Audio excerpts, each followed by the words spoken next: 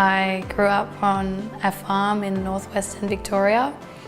I was always surrounded by other farms, as well as working and being involved on my own family's farm. So seeing how the different seasons throughout the year would affect farming and the lifestyle that people have on farms, it really inspired me to be a part of it.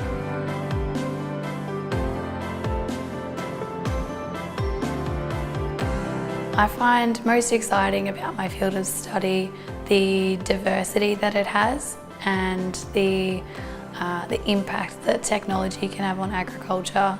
I was shocked and surprised and just really happy that I'd been awarded the scholarship, and knowing how helpful it would be for the whole of my degree was really something.